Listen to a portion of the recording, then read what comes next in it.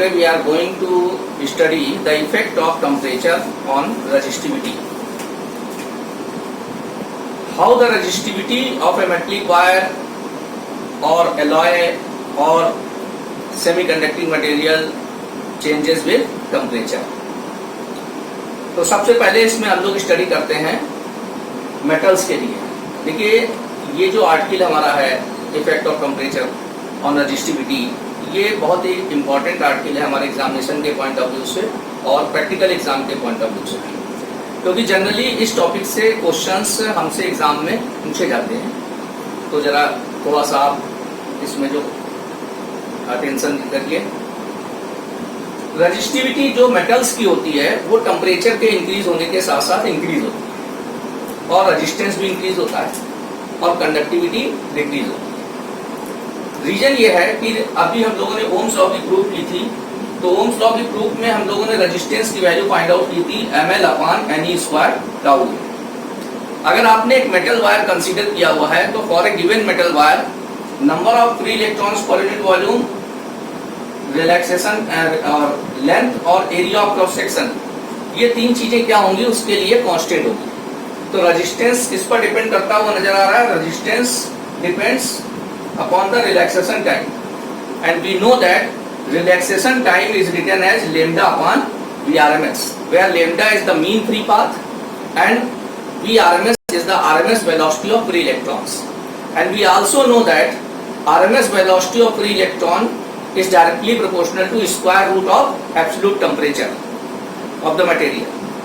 तो यहाँ पर क्या होगा कि अगर हम ये डिपेंडेंस यहाँ पर सब्स्टिट्यूट करते हैं तो हमारे पास आएगा R is directly proportional to 1 upon tau and it is directly proportional to Vrms upon lambda. अब यहाँ पर हम देख रहे हैं कि जो RMS वेलोसिटी है वो टेम्परेचर इंक्रीज होने पर इंक्रीज हो जाएगी और RMS वेलोसिटी का कनेक्शन जो है रेजिस्टेंस से है, तो रेजिस्टेंस भी हमारा इंक्रीज हो जाएगा. तो यहाँ से ये क्लियर हो रहा है कि जब आप टेम्परेचर को इंक्रीज करते हो मेटलिक वायर का तो उसका रेजिस्टेंस इंक्रीज हो जाएगा और रेजिस्टिविटी भी इंक्रीज हो जाएगी. कंडक्टिविटी इनकी रेसिप्रोकल होती है, इसकी वजह से कंडक्टिविटी क्या होगी आपकी कंडक्टिविटी डिक्रीज हो जाएगी, रेजिस्टेंस इंक्रीज हो जाएगा और कंडक्टिविटी डिक्रीज हो जाएगी. रेजिस्टिविटी का भी फार्मूला आपने पढ़ा था, rho is equal to m/ne² tau. Rho is equal to m/ne² tau. तो टाउ यहाँ पर डिक्रीज हो गया है तो रेजिस्टिविटी क्या होगी? इंक्रीज हो जाएगी. रिलैक्सेशन टाइम कैसे डिक्रीज हो जाता है उसको आप यूँ समझ सकते हैं कि जब आप किसी भी मेटल वायर का टेम्परेचर इंक्रीज करते हैं तो उसके अंदर जो पॉजिटिव आयंस होते हैं उनका वाइब्रेशन बढ़ जाता है और वाइब्रेशन बढ़ जाने की वजह से जो उसके अंदर फ्री इलेक्ट्रॉन्स हैं उनको मूवमेंट के लिए फ्रीडम अवेलेबल नहीं होगी. तो फ्रीडम जब उनको नहीं होगी तो इलेक्ट्रॉन्स का फ्लो भी इजी वे में नहीं होगा. इट मीन्स रेजिस्टेंस बढ़ गया. अब अगर आपके पास एक मेटल वायर है उसका 0 डिग्री सेंटीग्रेड पर रेजिस्टेंस R0 है और T डिग्री सेंटीग्रेड पर रेजिस्टेंस RT है, तो उन दोनों रेजिस्टेंस की वैल्यूज में आपस में रिलेशन होता है RT = R0 1 + अल्फा T. यहाँ पर अल्फा आपको एक नया कांस्टेंट नजर आ रहा है. This is called temperature coefficient of resistance. बहुत सारी मेटल्स के लिए जो अल्फा की वैल्यू होती है वो 1/273 पर डिग्री सेंटीग्रेड होती है. तो अगर ये वैल्यू हम यहाँ पर सब्स्टिट्यूट करेंगे तो देखिए हमें क्या मिलेगा? RT = R0 1 + T/273. It is written as R0 bracket में 273 + T/273. ये एलसीएम हो गया यहाँ पर. अब 273 + T, स्मॉल t जो है ये हमारा डिग्री सेंटीग्रेड में टेम्परेचर है मेटल वायर का. इसमें जब हम 273 ऐड कर देंगे तो ये किसमें कन्वर्ट हो जाएगा? केल्विन में कन्वर्ट हो जाएगा. तो यहाँ पर हम 273 + T को रिमूव करके कैपिटल C इसको कर सकते हैं और जब हम इसको कैपिटल D करेंगे तो ये जो वैल्यू लिखी हुई है ये ऑलमोस्ट कांस्टेंट हो गई हमारी. तो RT is directly proportional to absolute temperature.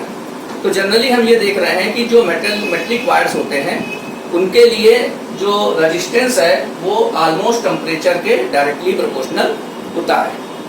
हालांकि लो टेम्परेचर पर ये थोड़ा सा दूसरे तरीके से चेंज होता है रेजिस्टिविटी मेटल वायर की. यहाँ पर एक कंडीशन हमने अप्लाई की हुई है कि RT is directly proportional to capital T provided alpha equal to 1/273 पर डिग्री सेंटीग्रेड। जैसा कि यहाँ पर ऑलरेडी मेंशन है कि मोस्टली मेटल्स के लिए अल्फा की वैल्यू आपकी ये होती है, तो जिनके लिए आपकी अल्फा की वैल्यू ये है उनके लिए हम डिपेंडेंस देख रहे हैं कि रेजिस्टेंस जो है टेम्परेचर के डायरेक्टली प्रोपोर्शनल है। टेम्परेचर इंक्रीज होगा तो रेजिस्टेंस आपका मेटलिक वायर्स का इंक्रीज हो जाता है। रजिस्टिविटी टेम्परेचर के साथ किस तरीके से वेरी कर रही है उसके लिए भी एक रिलेशन है रजिस्टिविटी और टेम्परेचर में। Rho equal to rho naught 1 plus alpha T minus T naught. Here rho is the resistivity of metallic wire for such type of metallic wires at temperature T and T naught is the normal room temperature, for example 20-25 degree centigrade. तो ये हो गया यहाँ पर rho equal to rho naught 1 plus alpha T minus T naught. अगर हम resistivity का temperature के साथ वेरिएशन शो करते हैं तो ये ग्राफ है रजिस्टिविटी का टेम्परेचर के साथ। यहाँ पर एक्स एक्सिस पर हमने टेम्परेचर मेंशन किया है केल्विन में, वाई एक्सिस पर रजिस्टिविटी ली हुई है और ये अप्रॉक्स वैल्यू लिखी हुई है मेटल्स के लिए। यहाँ पर कोई दूसरी वैल्यू होगी, जैसे यहाँ 10 है, 20 है, 45 है, इंटू 10⁻⁻8 ओम मीटर। ये ऑर्डर लिखा हुआ है आपका रजिस्टिविटी का मेटल्स की। अगर आप अपनी प्रैक्टिकल की बुक में डिफरेंट मेटलिक वायर्स की रजिस्टिविटी को देखेंगे तो वो इसी ऑर्डर में आपको गिवन होगी। यहाँ पर ये ग्राफ हम देख रहे हैं कि स्टार्टिंग में ये थोड़ा सा कर्व है और बाद में ये स्ट्रेट लाइन है। तो बाद में ये स्ट्रेट लाइन होना ये रिप्रेजेंट कर रहा है कि जैसे जैसे टेम्परेचर मेटल का इंक्रीज होता है वैसे वैसे जो रजिस्टिविटी है मेटलिक वायर्स की वो लीनियरली इंक्रीज होती है। जैसे यहाँ पर आपने दिखाया है कि RT is directly proportional to T। लेकिन लो टेम्परेचर पर जो मेटल्स होती हैं उनकी रजिस्टिविटी टेम्परेचर के डायरेक्टली प्रोपोर्शनल ना होकर के टेम्परेचर की सम हायर पावर के डायरेक्टली प्रोपोर्शनल होती है। तो लो टेम्परेचर पर ये डायरेक्टली प्रोपोर्शनल नहीं होगी, लेकिन जैसे जैसे टेम्परेचर इंक्रीज करेगा मेटलिक वायर की रजिस्टिविटी जो है लीनियरली इंक्रीज होती है। इसी रिलेशन को हम एक बार फिर से लिख करके टेम्परेचर कोफिशिएंट ऑफ रेजिस्टेंस की वैल्यू डेफिनेशन फाइंड आउट कर सकते हैं। RT equal to R naught 1 plus alpha T, इसको अंदर मल्टीप्लाई किया तो ये हो जाएगा RT equal to R naught plus R naught alpha T. इसको आप इधर ट्रांसफर करिए तो RT minus R naught equal to R naught alpha T. यहाँ से अल्फा की वैल्यू आ जाएगी RT minus R not upon R not into T. Here R naught is the resistance of metallic wire at 0 degree centigrade. Suppose the resistance of a metallic wire at 0 degree centigrade is 1 ohm, and if you increase the temperature of this metallic wire through 1 degree centigrade, then alpha is equal to RT minus R naught. So you can define alpha from here. The temperature coefficient of resistance is equal to increase in resistance of the metallic wire if resistance of the metallic wire at 0 degree centigrade is 1 ohm and rising temperature of this metallic wire is 1 degree centigrade. कि अगर आपने एक metallic wire लिया हुआ है जिसका 0 degree centigrade पर resistance 1 ओम है और अगर आप उसका टेम्परेचर 1 डिग्री सेंटीग्रेड इंक्रीज करते हैं तो उसका जो रेजिस्टेंस जितना इंक्रीज होता है वही उस मेटलिक वायर के लिए टेम्परेचर कोफिशिएंट ऑफ रेजिस्टेंस की वैल्यू होती है। तो ये आपका मेटल्स के बारे में कंप्लीट हो गया। अब बात करते हैं हम लोग एलॉयज की। Alloys mixture of metals. Alloys की रजिस्टिविटी भी टेम्परेचर इंक्रीज करने के साथ इंक्रीज होती है, रेजिस्टेंस भी इंक्रीज होता है और कंडक्टिविटी इनकी जो है डिक्रीज होती है। लेकिन ये जो चेंज होता है ये मेटल के कंपैरिजन में स्लो होता है। उसका रीजन होता है टेम्परेचर कोफिशिएंट ऑफ रेजिस्टेंस की वैल्यू। जो हमारी एलॉयज होती हैं जैसे कॉन्स्टेंटन, नाइक्रोम और मैंगनीज, ये हमारी मोस्टली यूज्ड एलॉयज हैं जो कि हम लोग मीटर ब्रिज और पोटेंशियोमीटर वगैरह में जो वायर्स यूज होते हैं उनको बनाने के लिए करते हैं। उसका रीजन है कि अल्फा की वैल्यू इनके लिए बहुत कम होती है। Alpha is very low for alloys. Alpha की वैल्यू कम होने की वजह से क्या होगा कि ये लो टेम्परेचर डिपेंडेंट हो जाएंगे। देखिए ये वैल्यू यहाँ पर कम होगी अल्फा, तो ऑटोमेटिक ये जो वैल्यू है मेटल्स के कंपैरिजन में क्या होगी, कम आएगी। तो जो एलॉयज होते हैं, उनके जो वायर होते हैं, उनका रेजिस्टेंस टेम्परेचर के साथ साथ इंक्रीज होता है, लेकिन बहुत स्लो इंक्रीज होता है, यानी लो टेम्परेचर डिपेंडेंट होते हैं। यही रीजन होता है कि जो हम लोग पोटेंशियोमीटर में वायर यूज करते हैं वो कॉन्स्टेंटर नाइक्रोम या फिर मैग्नीन वायर यूज करते हैं। कॉपर वायर नहीं यूज करेंगे, क्योंकि कॉपर वायर अगर हम यूज करेंगे इन इंस्ट्रूमेंट में तो कॉपर का रेजिस्टेंस टेम्परेचर के साथ बहुत जल्दी चेंज हो जाता है। इसी वजह से मीटर बेज और पोटेंशियोमीटर में ये वायर नहीं यूज किए जाते हैं। इनकी जगह पर हम लोग नाइक्रोम, कॉन्स्टेंटर और मैग्नीन वायर यूज करते हैं। अगर हम इनकी रेजिस्टिविटी और टेम्परेचर के बीच में ग्राफ प्लॉट करेंगे तो कुछ इस तरीके का ग्राफ हमें देखने को मिलता है। यहाँ पर एक्स एक्सिस पर एब्सोल्यूट टेम्परेचर है, ये नाइक्रोम के लिए ग्राफ बना हुआ है, और वाई एक्सिस पर इनकी रेजिस्टिविटी है। अगर आप इसका ऑर्डर देखें तो ये × 10⁻⁶ ओम मीटर लिखा हुआ है। इस ऑर्डर की रेजिस्टिविटी आपको मिलेगी। या आप अपनी प्रैक्टिकल बुक में नाइक्रोम, मैग्नीन, कॉन्स्टेंटर की रेजिस्टिविटी चेक करके देख सकते हैं। यहाँ पर एक इंपॉर्टेंट चीज हम ये देख रहे हैं कि जब इसका टेम्परेचर 0 केल्विन है, इस टाइम पर भी रेजिस्टिविटी 0 नहीं है। जैसे आप अगर यहाँ देखेंगे तो यहाँ है, लेकिन यहाँ पर ऐसा नहीं।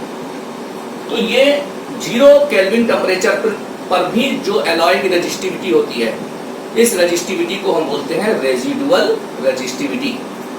तो रेजिडुअल रेजिस्टिविटी को हम कैसे डिफाइन कर सकते हैं? Resistivity of alloys at 0 Kelvin temperature is called its residual resistivity. Alloys की ये जो प्रॉपर्टी है कि इनकी रेजिस्टिविटी 0 केल्विन पर 0 नहीं होती है, इसको हम यूज करते हैं मेटल्स की प्योरनेस को चेक करने के लिए। अगर हमको कोई मटेरियल दे दिया जाए और ये पूछा जाए कि ये प्योर मेटल है या नहीं है, तो अगर हम देखेंगे टेम्परेचर जब हम डाउन करेंगे तो 0 केल्विन पर रेजिस्टिविटी 0 हो जाएगी। अगर 0 हो रही है तो फिर वो मेटल ऑलमोस्ट प्योर होगी, और जितना 0 नहीं हो रही है तो उतनी वो इम्प्योर होगी। तो ये रेजिडुअल रेजिस्टिविटी की इंपॉर्टेंस होगी। तो इस तरीके से ये हमारा एलॉयज के बारे में क्लियर हो गया कि एलॉयज की रेजिस्टिविटी और रेजिस्टेंस भी टेम्परेचर इंक्रीज होने के साथ साथ इंक्रीज होता है, लेकिन मेटल्स के कंपेरिजन में स्लो इंक्रीज होता है, और कंडक्टिविटी आपकी टेम्परेचर इंक्रीज होने के साथ साथ। अब हमारा थर्ड है रेजिस्टिविटी ऑफ सेमीकंडक्टर। तो सेमीकंडक्टिंग मटेरियल्स की रेजिस्टिविटी टेम्परेचर के साथ कैसे चेंज होती है? जो हमारे सेमीकंडक्टिंग मटेरियल्स होते हैं उनकी रेजिस्टिविटी टेम्परेचर के इंक्रीज होने पर डिक्रीज होती है, और रेजिस्टेंस भी डिक्रीज होता है, और कंडक्टिविटी इंक्रीज होती है। रीजन उसका ये है कि जो हमारे सेमीकंडक्टिंग मटेरियल्स होते हैं उनके लिए अल्फा, जो टेम्परेचर कोफिशिएंट ऑफ रेजिस्टेंस है, इसकी वैल्यू निगेटिव होती है। तो हमारे पास जो रिलेशन है RT = R0 1 + अल्फा T, इसमें जब ये अल्फा हमारा निगेटिव होगा तो यहाँ से एक चीज क्लियर हो जाएगी कि जब आपका टेम्परेचर यहाँ पर इंक्रीज होगा तो रेजिस्टेंस की वैल्यू जो है यहाँ से डिक्रीज हो जाएगी, और रेजिस्टिविटी भी, रेजिस्टेंस जो है आपका डिक्रीज होगा तो कंडक्टिविटी इंक्रीज हो जाएगी। अगर हम रेजिस्टिविटी का फार्मूला देखें, ρ = m/ne²τ, तो इसके हिसाब से किस तरीके से समझेंगे उसको हम इसको और इसको एक दूसरे तरीके से भी समझते हैं कि अगर देखिए सेमीकंडक्टिंग मटेरियल है, उसका टेम्परेचर इंक्रीज होगा, तो सेमीकंडक्टिंग मटेरियल्स का टेम्परेचर जब हम इंक्रीज करते हैं तो उसमें जो number of electrons per unit volume है, जो कि मेटल्स के कंपैरिजन में कम होता है, लेकिन टेम्परेचर इंक्रीज होने पर वो बढ़ जाएगा। तो जब n की वैल्यू यहाँ पर इंक्रीज हो जाएगी तो रेजिस्टेंस आपका डिक्रीज हो जाएगा, और यहाँ से आप ये भी देख सकते हैं कि जो रेजिस्टिविटी है वो भी डिक्रीज हो जाएगी, और कंडक्टिविटी इनकी रेसिप्रोकल होती है, इस वजह से कंडक्टिविटी इंक्रीज हो जाएगी। तो ये n इंक्रीज होने से रेजिस्टिविटी और रेजिस्टेंस डिक्रीज हो जाएगा, और कंडक्टिविटी इंक्रीज हो जाएगी।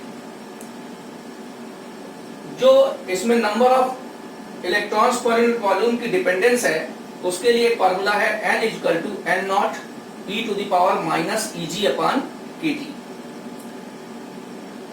यहाँ पर जो Eg है एनर्जी गैप, जब अभी आगे चल करके हम बैंड थ्योरी थोड़ी सी पढ़ेंगे तो उसमें एनर्जी गैप के बारे में देखेंगे। ये एनर्जी गैप सेमीकंडक्टिंग मटेरियल्स के लिए बहुत कम होता है। जो एटम्स में एनर्जी लेवल्स होती हैं, तो दो एनर्जी लेवल्स के बीच में जो गैप होता है that is called energy gap. एक सर्टेन अमाउंट ऑफ एनर्जी होगी, जब आप उतनी एनर्जी प्रोवाइड करेंगे तभी इलेक्ट्रॉन का कंडक्शन उससे हो पाएगा। के यहाँ पर बोल्ट्जमैन कांस्टेंट है। तो ये डिपेंडेंस आपको ये बता रही है कि जो फ्री इलेक्ट्रॉन डेंसिटी है वो इसमें एक्सपोनेंशियली वेरी कर रही है।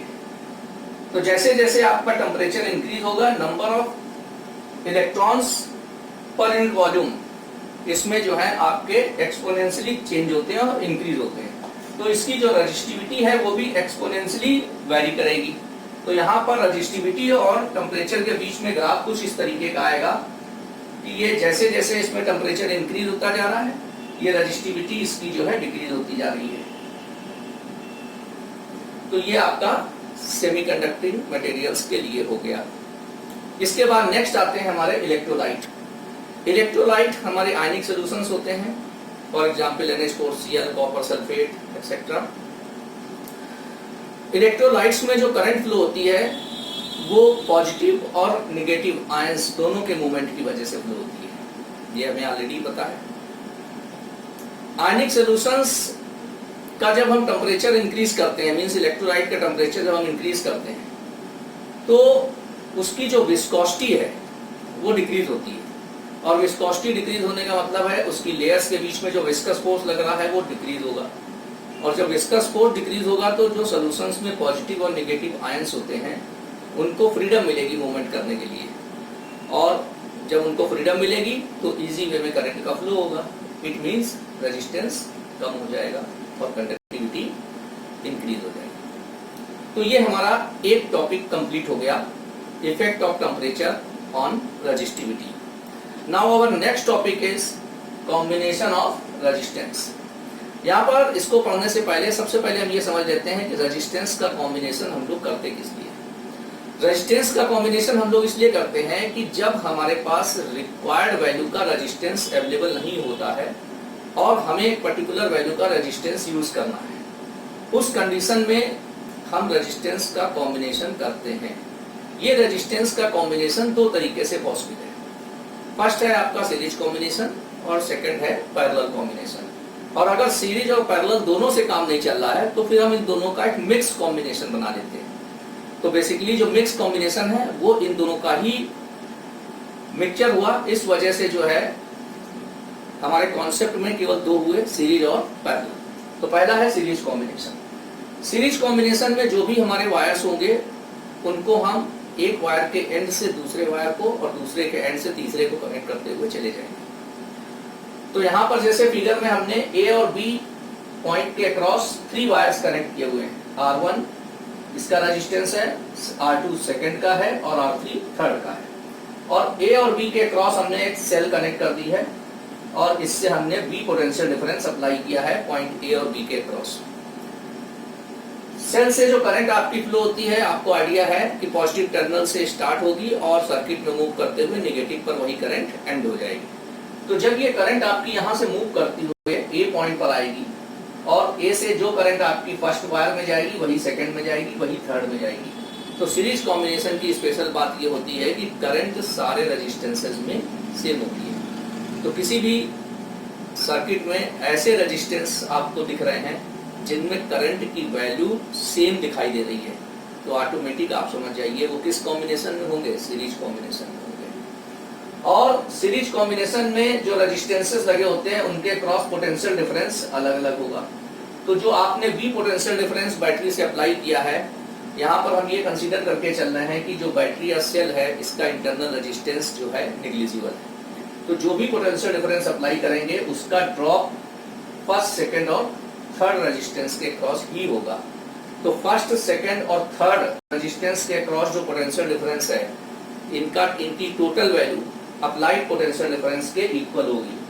तो V इक्वल टू हो गया V1 plus V2 plus V3। Now according to the Ohm's law, if you have a resistance whose resistance is R1 and current is I, then according to the Ohm's law potential difference across this resistance is IR1. Similarly for second resistance IR2 and similarly for third resistance it is IR3.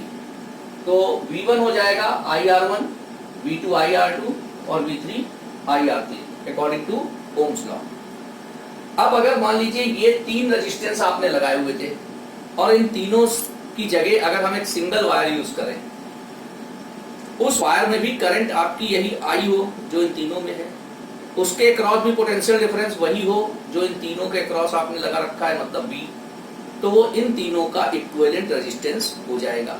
और for example अगर उस resistance की value R consider कर रहे हैं तो फिर according to Ohm's law for that particular resistance we can write the potential difference V is equal to IR। तो यहाँ पर V की जगह पर IR सब्स्टिट्यूट कर देंगे तो IR इक्वल टू हो गया IR1 plus IR2 plus IR3। अब I कॉमन होकर के कैंसिल हो जाएगा तो इक्विवेलेंट रेजिस्टेंस का फार्मूला सीरीज कॉम्बिनेशन में मिल जाएगा R1 plus R2 plus R3। इसका मतलब है कि सीरीज कॉम्बिनेशन में हम क्या देख रहे हैं कि जो रेजिस्टेंस है हमारे वो सब ऐड हो रहे हैं। फिर नेक्स्ट है हमारा पैरेलल कॉम्बिनेशन। पैरेलल कॉम्बिनेशन में इक्विवेलेंट रेजिस्टेंस जो निकलेगा उसकी वैल्यू जो है जो आपका लोएस्ट रेजिस्टेंस होगा उससे भी कम आएगी। रीजन आप देखिए पहले, तो पहले जो है इसमें हम इसका कॉम्बिनेशन कैसे करते हैं वो देखेंगे। पैरेलल कॉम्बिनेशन बनाने के लिए जो भी रेजिस्टेंसेस आपके पास अवेलेबल होंगे उन सारे रेजिस्टेंस का फर्स्ट एंड आप एक पॉइंट ए पर कनेक्ट कर देंगे और सारे रेजिस्टेंस का सेकंड एंड जो है वो दूसरे पॉइंट बी पर कनेक्ट कर देंगे। और ए और बी के अक्रॉस जब ये रेजिस्टेंसेस कनेक्ट हो गए जिनकी वैल्यूज R1, R2, R3 हैं, तो इसके बाद हम क्या करेंगे, ए और बी के अक्रॉस एक सेल या बैटरी कनेक्ट कर देंगे। तो जैसे यहाँ पर ये कनेक्ट कर दिया हमने। अब यहां से हमने ए और बी के अक्रॉस कितना पोटेंशियल डिफरेंस अप्लाई किया है, बी अप्लाई किया है। और सारे रेजिस्टेंस किन पॉइंट्स के बीच में कनेक्टेड है, ए और बी के बीच में। तो जो फर्स्ट रेजिस्टेंस होगा उसका भी पोटेंशियल डिफरेंस बी होगा, सेकंड का पोटेंशियल डिफरेंस भी बी होगा और थर्ड का पोटेंशियल डिफरेंस भी बी होगा। अब यहां से सेल से जो करंट हमारी आई मूव करेगी वो ए पॉइंट पर आएगी और ए पॉइंट पर आकर के ये डिवाइड हो जाएगी। फर्स्ट आपकी I1 इधर चली जाएगी, सेकंड I2 इधर चली जाएगी, थर्ड I3 इधर चली जाएगी। अगर ये रेजिस्टेंस इक्वल वैल्यू के होते तो ये करंट इक्वली डिवाइड होता, अदरवाइज इनकी वैल्यू डिफरेंट होगी। तो फर्स्ट में सपोज I1 वैल्यू जा रही है, सेकंड में I2 जा रही है और थर्ड में I3। फर्स्ट में I1, सेकंड में I2, थर्ड में I3। और ये इन तीनों करंट की जो टोटल वैल्यू होगी वो I के इक्वल होगी। तो आप लिख सकते हो I equal to I1 plus I2 plus I3। अब सभी रेजिस्टेंस का पोटेंशियल डिफरेंस क्या है, V है। और इस V की वैल्यू आप ऊपर से भी कैलकुलेट कर सकते हो I1 R1 से, यहां से भी कैलकुलेट कर सकते हो I2 R2 और थर्ड I3 R3। तो आगे क्वेश्चन सॉल्व करने के लिए ये आप माइंड में रखिए कि I1 R1 की वैल्यू और I2 R2 की वैल्यू और I3 R3 की वैल्यू आपस में क्या होगी, इक्वल होगी। क्यों इक्वल होगी, क्योंकि ये इनके पोटेंशियल डिफरेंसेस हैं जो कि सेम है। तो अगर हम I1 की वैल्यू फाइंड आउट करना चाहते हैं तो अकॉर्डिंग टू ओम्स लॉ ये हमारा होगा V अपॉन R1, I2 होगा V अपॉन R2 और I3 होगा V अपॉन R3। ये I की वैल्यू आ गई।